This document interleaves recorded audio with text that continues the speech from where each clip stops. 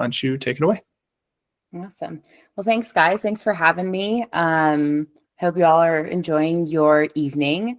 Yeah, basically, I'm going to talk about starting the new year off in alignment. As you know, we had mentioned before, you start off with this like new year, new you, New Year's resolutions. It's just a lot, and sometimes it can be extremely overwhelming. And so, what I want to talk about today is a little bit about how to start that, some small tips to help you manage that stress, how to start small and what that actually looks like, and doing it from a whole wellness approach. Most of the time, we often think about wellness in just one aspect or two, but there's actually multiple. And so I'm going to dive into that. A little bit about me, so you know kind of the person who's sitting here chatting with you. So again, my name is Hannah. Most people call me Han. I am a wellness practitioner and a certified yoga and mindfulness instructor. My life looked very differently, though. 10 years ago, I was vigorously applying to graduate schools, and then decided that I was going to pivot and become an entrepreneur. With that journey embarks on a ton of hustle. I've never been afraid of the hustle. I actually enjoyed it. I was a 3-sport athlete all throughout my adolescence and into college. I did college full time as well as was a full-time employee. So there was always that mentality of like, push harder, push better, do more, push harder. Very similar to kind of how we feel about our New Year's resolutions, right? Do more, do better, be bigger, all of that. So with that, I hit great success. I'm going to put that into air quotes because it wasn't actually my idea of success. And I actually lost all sense of self, a sense of life. I had zero energy, and I was burnt out. And so I really figured out that over the years with hustle, there is a dark shadow that tends to linger in the corner. And that can be burnout because of stress. And so I decided that I wanted to learn about it and shed light on it and lead others towards a different path, which has led me here. Whoop, went too fast. So today, a little bit of the breakdown. I really want to talk about what it means to tap into whole self wellness, what the importance of living in alignment means, the obstacles of life that we tend to fall into, the missing piece on making wellness stick, and then a little bit of activity for you today, as well as reflection. So what is whole self wellness? Let's just dive right in. So as I had mentioned, oftentimes we find ourselves just thinking about one or two components for wellness.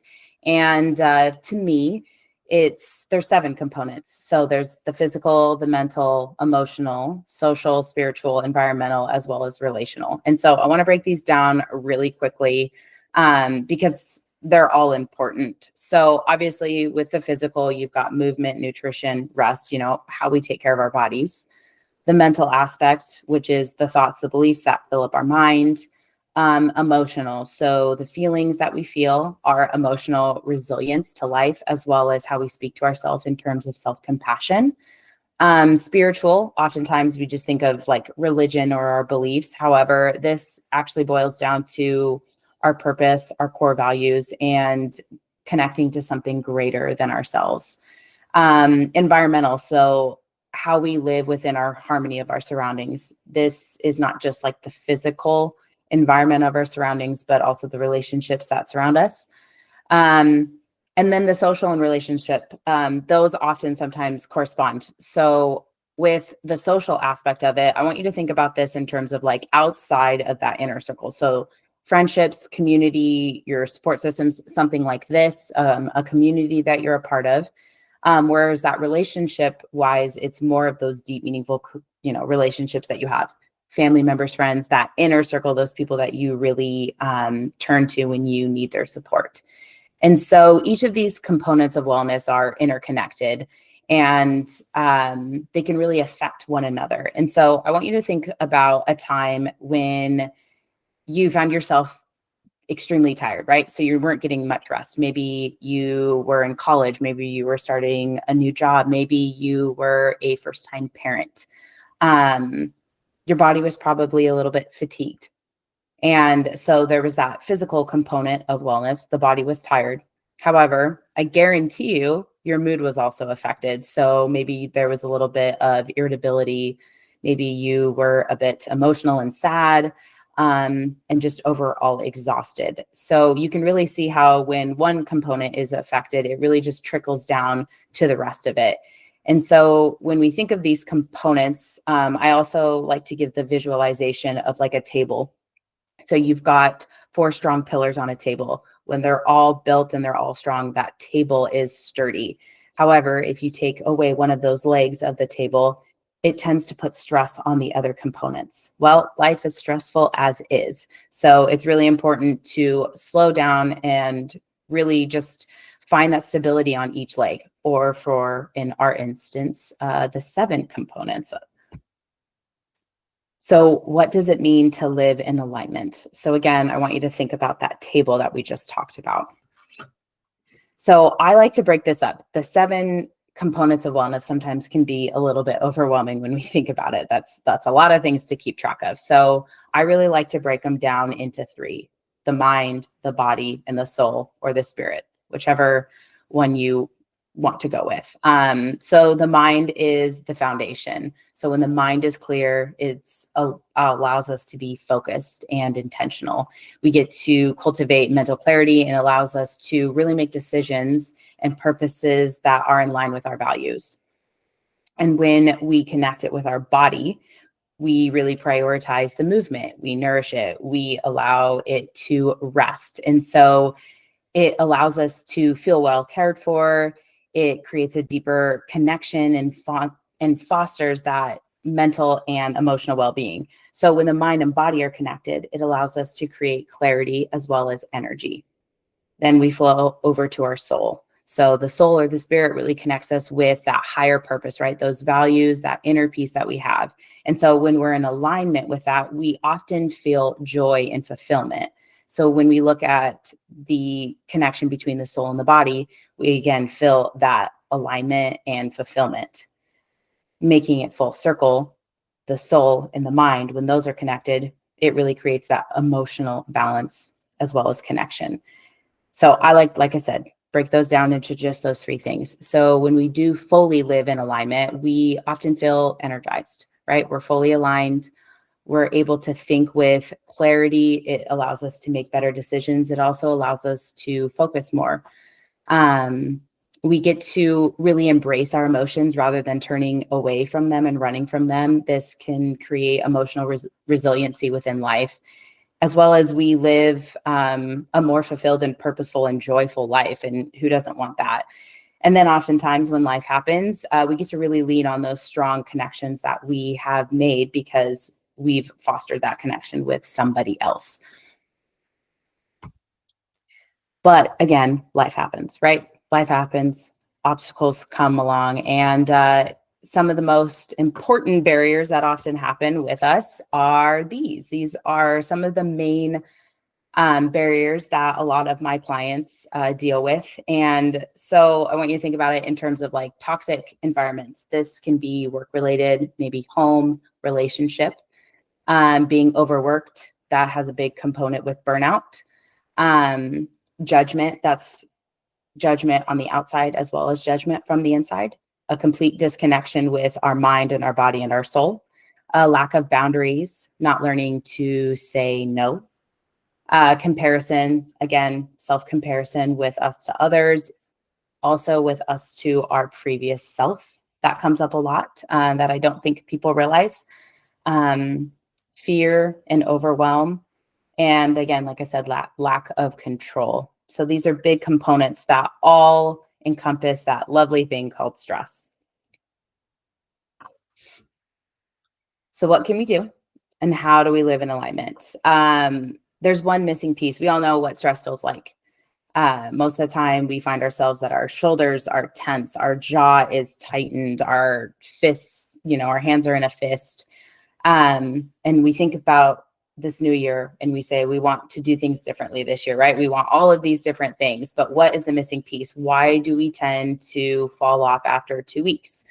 And that's because we don't have mindfulness. We're not slowing down enough to actually realize what is going on with our mind, our body, and our soul. So for those of you who've never heard of mindfulness, mindfulness is that missing piece. It is being extremely present with yourself, but here's the big kicker: it is doing it without a lack of judgment. So I'm just going to briefly go over kind of what mindfulness helps you, how it helps you, the science behind it, because I'm such a nerd and I really enjoy science. And then I'm also going to show you a little bit of what it feels like to be mindful. So mindfulness is about building awareness, recognizing our body signals. Staying present can help us reduce that stress into not necessarily what's going on from the future and what happened in the past, but really just pulling us into what is happening right here and now. Mindfulness teaches us to make choices and be very intentional with our choices. Again, we get to regulate our emotions. We can respond rather than react. And again, fostering that deeper connection with compassion for ourselves as well as with others. So again, I'm going to briefly hop into the science behind it because it's cool and I think it's awesome. And it's also that I love that saying of you can't teach an old dog new tricks. Well, you can, because I learned this at the age of 30 and you can learn it now. So let's break it down, why mindfulness and the science behind it. So it has been scientifically proven that it helps you reduce stress. So this idea of really reducing that cortisol, that stress hormone, it allows our body to regulate and to self-regulate. So back in the day, right, we used to have, tigers chasing after us. That stress hormone kicked in. It allowed us to go and run away and get us safely. We don't obviously have that nowadays. What we have is things like fear, overwhelm, social media, things of that sort. And it's all around us. It's constantly stimulating us. And so when we take a step back and we learn how to control our breathing and bring ourselves into that present moment, it reduces that cortisol or that stress hormone. With that, because we're able to slow our body down, it promotes that emotional regulation. So it helps us process emotions differently. We're able to hold space for an emotion rather than holding on and gripping it so tightly. We're able to kind of open it up with a soft hand, notice it, acknowledge it, not necessarily accept it, but just notice that it's there and then able to let it go. Mindfulness has also been proven to increase your focus and cognitive function. I have clients with ADHD that we do mindfulness all the time, and it has really helped them to be able to focus from 2 minutes now to 15. It is rewiring that brain through neuroplasticity. I'm going to talk about that in a second. So obviously with all of this, right, we're reducing our stress. We are emotionally regulating ourselves. Our stress levels are coming down. We're able to intentionally focus on something that is going to improve our overall physical wellness, as well as all the other components that I briefly just talked about. So when we're doing mindfulness practices, and there are various ways to do certain mindfulness practices, again, it rewires the brain. It allows our brain to reconnect and strengthen. Our brain is a muscle just like anything else. So when we focus on something and we bring our brain back to it multiple times, it is rewiring it and increasing that neuroplasticity, which allows us to be calm, to be resilient, as well as to focus.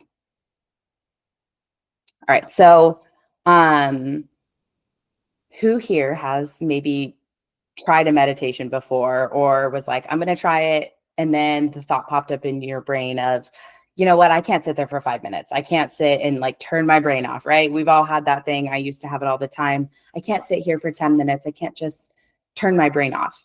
Well, the good news is you don't have to turn your brain off. Your brain is actually meant to hop from thought to thought. We have over 60,000 thoughts coming through our head every single day. And so with today, I'm going to basically guide you through a meditation. This is what we call a gentle body scan. And every time that you notice that your mind has wandered, what I want you to do is I want you to bring it back to your breath. Don't worry, I'm going to tell you that repeatedly throughout the meditation. And again, remember, it's just being aware with what is being present within ourselves, within our surroundings, with non-judgment. There's no need to change or fix anything. It's just to notice. So if you all can, if it's safely, I don't know where all of you are at, but if you can, go ahead. If you're sitting, go ahead, place your feet on the floor. Your hands are just going to rest in your lap. And if it feels good, go ahead and close your eyes. We're not going anywhere. And just take a big deep breath in through your nose. And exhale, go ahead and let it out. Now for a moment, go ahead and relax the shoulders. Rest them away from your ears. Find a little space in the jaw. Allow the hands to fully rest.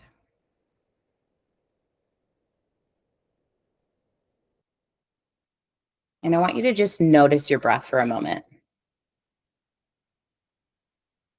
Notice where you feel it. Perhaps it's in your belly. You can feel your belly rise and fall with each inhale and exhale. Perhaps it's in your chest. You might even notice that your heart is beating.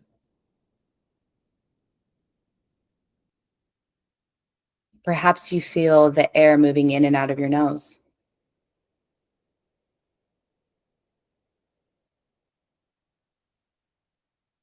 And again, not needing to change or fix the breath, but just to notice it.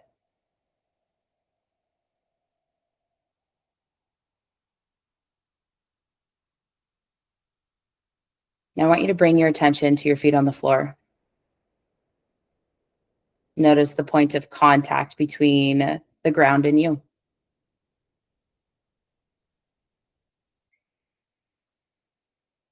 Notice your sit bones on the chair and the chair fully supporting you.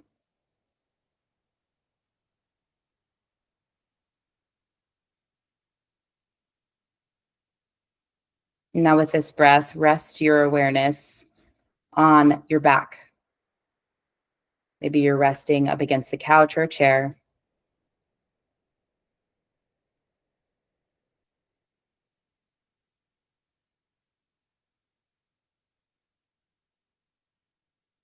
And then notice the body as a whole. And as you scan through the body, notice if you're still holding on anywhere.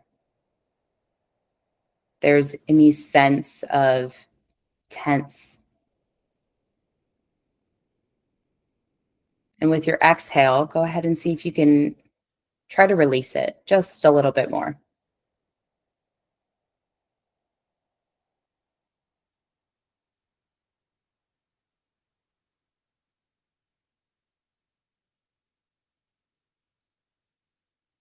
And again, if the mind has wandered, go ahead and bring it back to your breath, wherever you're feeling it, whether it be in your abdomen or chest or the nose.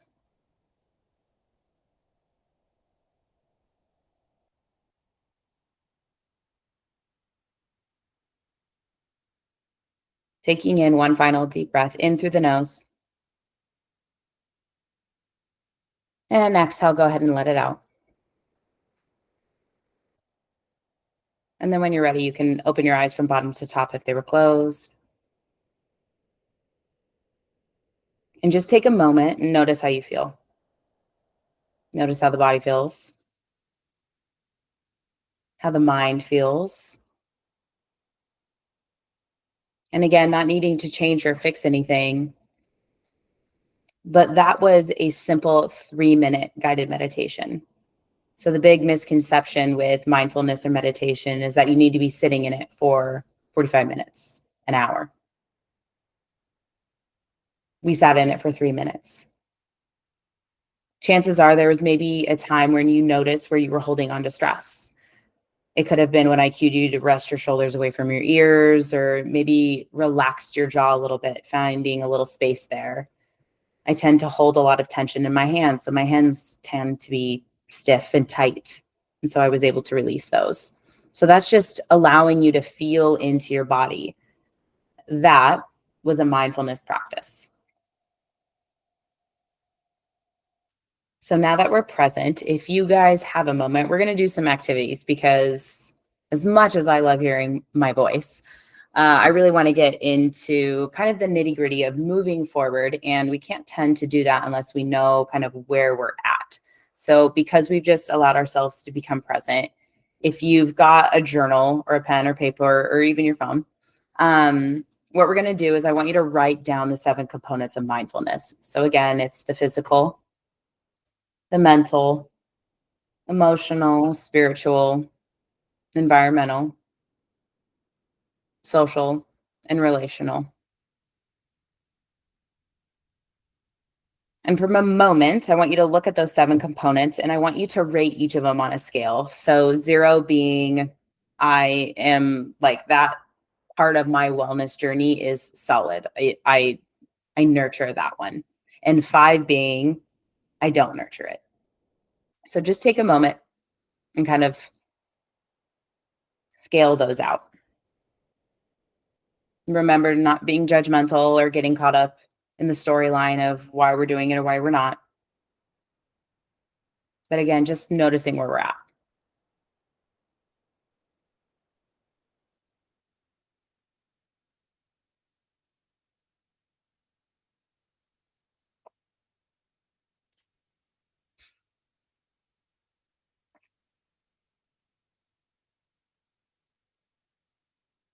So maybe as you look at your paper, and if you're not done, keep going. I'm just going to kind of talk a little bit. Um, as you look at your paper, if there's more 5s on your paper than there are 0s, that's okay. Again, non-judgment. It's just noticing with where we're at. Most of us tend to, especially in the beginning of the new year, we laser focus on one aspect of our wellness or our health. Um, and so let's just say if we are, I feel like most of us oftentimes kind of forget about the spiritual wellness. So those core values. So for a moment, I want you to think about, do I feel connected with my purpose or my values? Or do you even know what your purpose or your values are? So if you could take a moment and think about what are my core values? If you can jot down 4 or 5.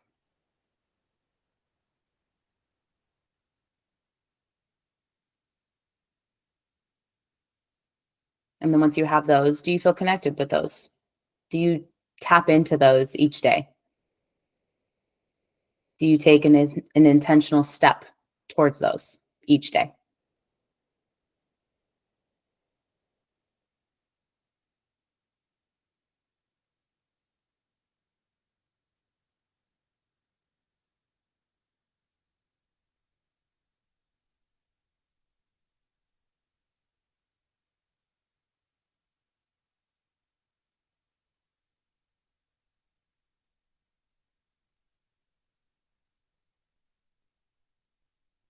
All right, now I want you to hop over to one that you feel pretty strong on. So this one is probably around like a 0 to 1 to 2 is where you're sitting at. So maybe it is your physical wellness, right? So how does your body feel right now? How do you prioritize your movement or your nutrition or your rest?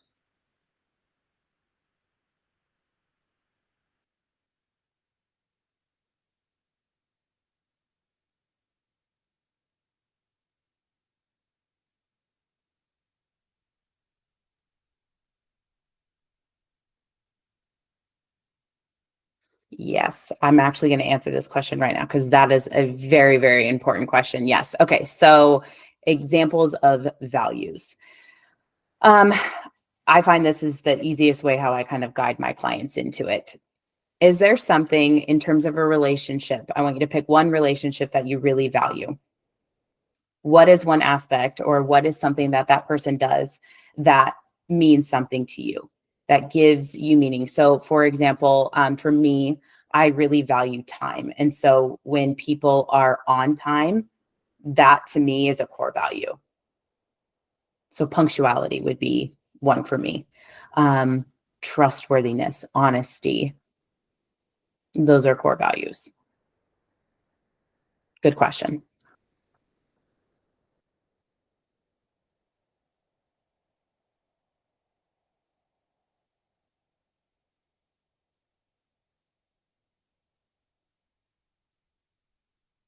Okay, so coming back to absolutely. Okay, so now again, let's hop over to something that we feel like pretty secure on. We talked about physical wellness. So how do I feel in my body right now? Am I prioritizing that movement, nutrition, rest, whatever that might be? So you might notice there's big components to mindfulness, right? Mindfulness is we're stopping, we're being present, and then we get curious. So that is the second component of mindfulness, is getting curious about what's happening right now in this very moment. And again, doing it without judgment. So I'm going to leave you all, hopefully will get these. I want you guys to, as you've had these all scaled out, because we don't have time to go through all of them at once. I want you to go back, and as you've scaled these, I want you to answer all of these questions. It's a good time to reflect, just to see again where you're at. There's also at the bottom of each of them, there are actionable questions essentially to get you to kind of take that next step forward. So again, I'm not going to go through all of them, but just to see, you can kind of see where we're starting out with. We get present, we start to reflect, and we get a little curious. And then, of course, we move forward. This is one of my favorite sayings of all time. It was one that I wish I would have learned as a child. Slow down to speed up. So again, starting off, how do we really start off in alignment and allow it to push us forward? So these are a couple of ways. I'm going to kind of go through these. So simple ways to cultivate some balance within our lives. The first things first is setting clear intentions. Hopefully you might have done this because it is a new year. We often tend to create new intentions, new goals. What I like to call are agreements. These are actionable steps towards progress. The reason that I call them agreements is because for me, if I say I'm going to do something, it's almost as a promise to myself. One, when I follow through on that promise, I am building self-confidence in myself and trust in myself because I'm saying I'm going to do something and I'm going to follow through. So with myself and my clients, we call these agreements. And then again, we're going to start taking actionable steps because we have to move towards progress. We've slowed down enough, but if we slow down too much, we can create a little bit of stagnation. So we need to slowly move forward. So creating daily rituals. This is one of the things I like to call like habit stacking. That was a great book. If you haven't read it, I highly encourage it. Do you have a habit every single day that you do? I guarantee you everybody in this meet has something that they do every single day, whether that's getting up and getting yourself a cup of coffee, tea, taking a shower, whatever it might be. This is a great opportunity to add on something that is something as simple as a mindfulness practice, whether that is breath work, a simple meditation, sitting down and journaling, or doing a morning stretch or yoga session. Scheduling self-care. This might sound crazy, but it works beautifully, especially in the beginning. We make appointments all the time for ourselves. We make appointments to go to the dentist, to go to the PT, to go get our hair done, whatever it might be. Scheduling self-care is just as important. So blocking out times within your day to add in a little bit of whatever it is that agreement is, or that intention towards something is, whether that is a meditation, a breath work, a journal, reaching out to somebody because you want to create and foster a deeper connection with them. Remember, we're talking about all 7 components of wellness.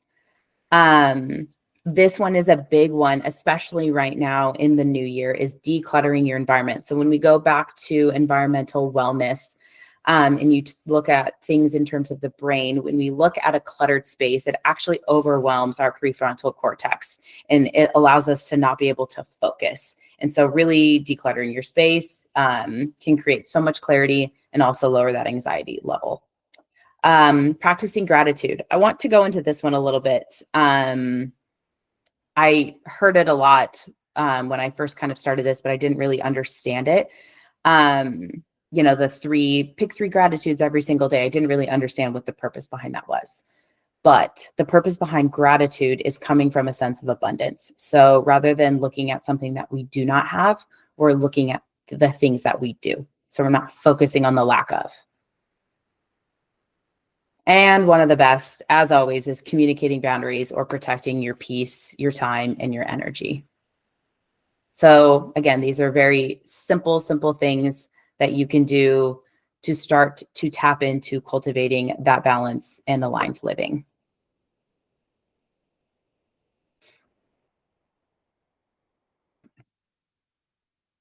All right. So for a moment, I want to talk about the key takeaways. So, again, we talked about the mind, the body, and the spirit, the seven components, whichever one kind of resonates with you a little bit more. But when we do live in alignment, it's not about being perfect, it's just all about intention. It's about taking one small step every single day, no matter how small, and something that brings you closer to really tapping into all seven components of that wellness. The big things I want to really hone in on is being in alignment is a journey. It is not something that you're going to pick up one day and it's a success and you'll never fall out of alignment. Life happens, stress happens, overwhelm happens, things happen. However, when we slow down enough, we're going to be able to understand that we are out of alignment. And that's why mindfulness and meditation is that missing piece. Because if we're constantly pushing and moving and hustling towards those intentions, towards our goals, we're never going to know if we're out of alignment. One of the ways I like to think about that is when we're sick, most of the time it doesn't just come out of the blue. 3 weeks prior to that, you might have had a tickle. That's your body sending you a signal that, hey, we should maybe slow down. Then it proceeds to a cough. Again, we ignore it, continue to push forward. Then we end up in the emergency room because we are sick, because we got something. It's because we're not listening to our body, because we're moving too fast, pushing too hard, pushing too much. Mindfulness, again, is that compass, right? It's allows our body and our mind to slow down, to really gain some clarity on where we're off, where we're focusing, and where we need to realign. So I want you to take a moment and I want you to think about if you could pick one word in terms of aligned living, right? So if we could take all those seven components, what would it look like if your life, the let me rephrase that. If what would it look like if you were living an aligned life? How might you feel? What would your energy look like? So if you could pick a word, what would be the word that represents living aligned?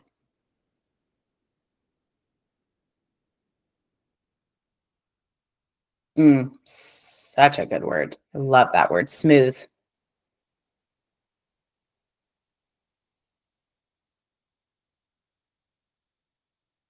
peaceful. That's a good one. As you can see, I pick, clarity. Clarity is a good one. I picked strength. Content. Content is such a good word. I feel like a lot of people don't like that terminology, and content is chef's kiss. Oh, love this. Okay. All right. So if you could pick again, pick a word, write that down. Then you're going to go back to those slides before when we looked at all seven components of wellness and we scaled them from 0 to 5. I want you to look at the ones where you have neglected that time. Go through those questions. And then again, you got to take a small step, one small step. It doesn't need to overhaul your entire time in your entire life, because if we then focus on just one aspect, other things are neglected.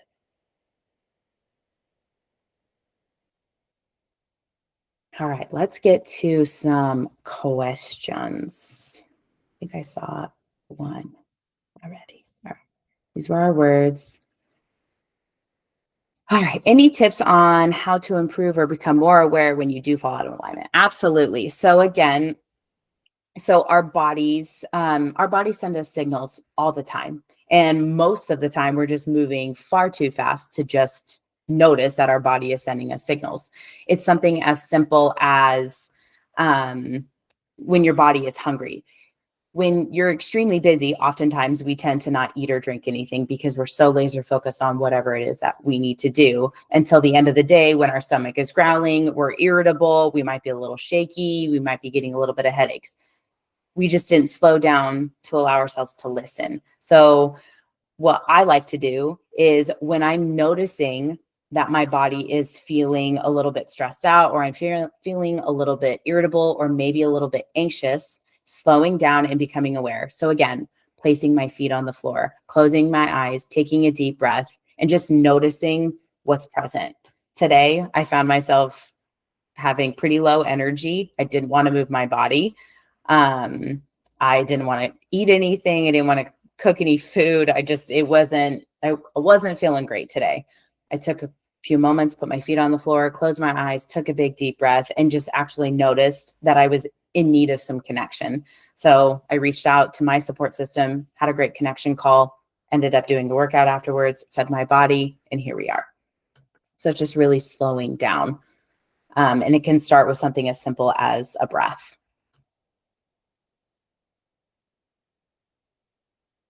Life changes with health events, etc. How do you encourage fluidity and maintaining those seven legs in a big life change? Ooh, big life changes. I love this question. Yes, managing big life changes is extremely difficult. So the first thing is acknowledging that you're going through something big, or there's multiple things that you're trying to juggle at once. The second thing is tapping into that mindfulness component of non-judgment. So really treating ourselves with some grace and some compassion, and not to blame ourselves, because that doesn't do anything other than just put us more kind of down in the dumps, if you will. So again, slowing down and noticing. I actually like to do monthly check-ins with myself. So I like to sit down and look at those seven components and say, all right, do the same thing we just did. I'm going to scale these out. Where have I put a lot of my energy? Where is energy that I'm giving wasted? What doesn't feel good? Tapping back into those core values. Are those in alignment with me? Did I need to set boundaries and say no to something so I can say yes to myself? Does that answer your question?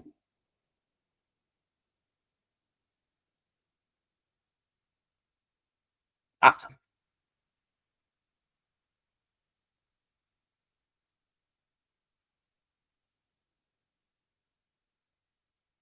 Ooh, yes. Okay. So any helpful apps or programs that you like to utilize to help keep yourself in track?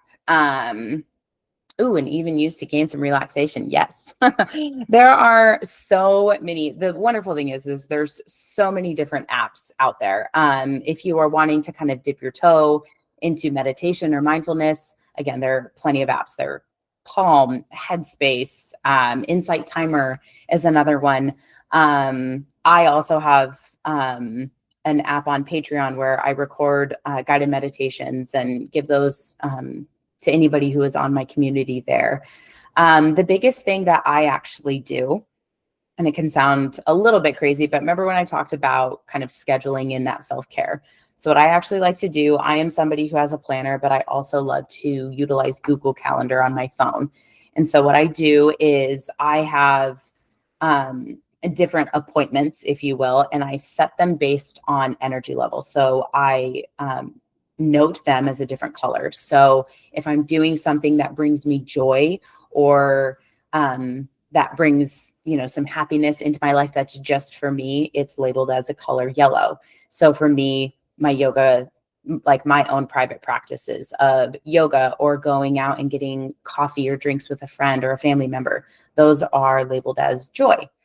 If I am meeting, somebody for a work meeting, that color is a different color. It might be green or purple. I can't actually remember what color it is right now.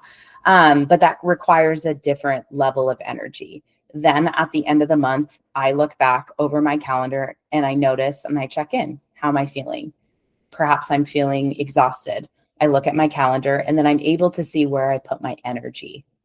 If I'm feeling more exhausted, I guarantee you it's because I didn't schedule in more self-care. So that is for me to look at, again, not to judge, just to notice and allow myself to look at the next month and say, hey, I need to schedule in a little bit more self-care for myself so I can take care of me. And then I look at aspects that I need to release in order to make room for new growth.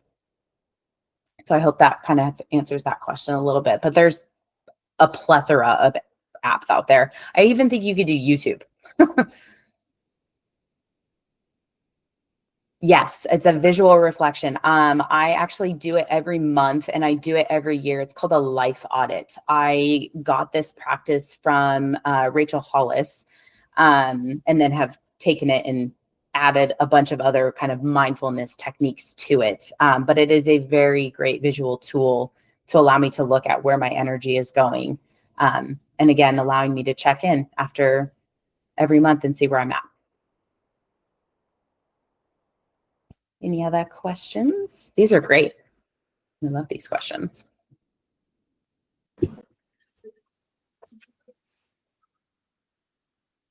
Give a few more seconds, but I think yeah, sorry. I was like, I'm just gonna pop on here instead of typing. Do it. How long do you usually find that it takes clients to like kind of feel in control or aligned, especially like, I don't know, I got a lot of different balls in the air juggling and stuff.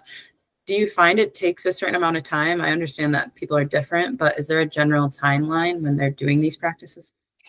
Actually, yes. So I have found, and it's a program that I developed for this certain time. It's actually for like big life changes, and it's 8 weeks. So if you sit down and you are doing, so there's difference between a formal practice of mindfulness or meditation and an informal practice. So mindfulness, again, can be done in multiple aspects. We did a very formal practice, which is sitting down, doing a meditation. I always encourage that needs to be done at least twice a week within those 8 weeks. And then doing informal practices. So you can be mindful doing anything. It can be something as simple as doing your dishes, taking a moment to just notice how the soap feels or the water feels on your hands. When you're walking, noticing, not necessarily being on your phone or walking for a goal, right? Getting your 10,000 steps. It's sitting and listening to the leaves crack underneath you or the wind in the trees. That is another informal practice. I have found that when clients are with me for 2 weeks, they've stuck to the 2 formal practices. It's a snowball effect and it takes over. And within 8 weeks, they find themselves more in alignment because they're also doing more mindfulness, informal practices throughout their entire day. Yeah, thanks. That answers it. I think, I'll let you answer the other questions, but like I find myself like I listen to podcasts almost too much at this point. Yeah. I moved away from like watching TV or YouTube, but now like I have a constant, like I'm listening to something. So just like turning that off would probably be helpful. Yeah. I mean, again, noticing, and this is why a little bit of like meditation and mindfulness can feel a little bit intimidating, especially in the beginning, because we're constantly stimulated. If you look at our social media, you know, they're telling us like, oh, reels need to be between like 5 seconds to 30 seconds. And so we're constantly just swiping. That's constant engagement coming on into our brains. I find it often a lot of the times too. Even my husband does it. He'll be sitting on the couch watching TV on his phone. So that's two stimulants coming into his brain, as well as the 60,000 thoughts that are coming into his brain as well. And so, of course, it can be a little bit difficult to be like, hey, we're going to pause that for a moment and we're really just going to reconnect with ourselves. It's very relaxing and can create much ease, but it can feel very intimidating. Yeah, for sure. I was going to say, I think there was another comment. Let me pop in on that. Down Dog's meditation app has a great mindfulness walk. Oh, yes. Mindfulness walks are so incredible. So yeah, Jalen, when you're, rather than on your podcast, next time, just go for a walk and just notice what you smell, what you hear, what you feel. You're going to feel cold air here. Mm-hmm.